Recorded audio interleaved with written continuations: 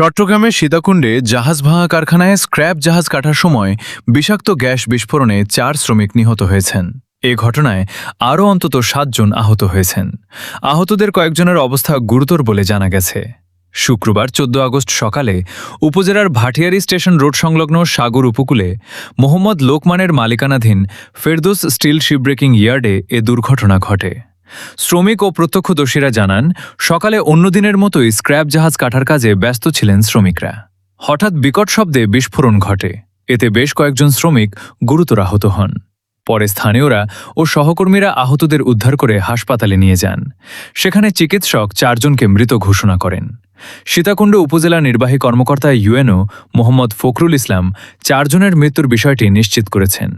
বিস্ফোরণের কী কারণে ঘটেছে তা এখনও নিশ্চিত হওয়া যায়নি। স্ক্র্যাপ জাহাজের ট্যাঙ্কে থাকা গ্যাস বা অন্য কোনো পদার্থ থেকে এ ঘটনা ঘটেছে কিনা তা খতিয়ে দেখা হচ্ছে।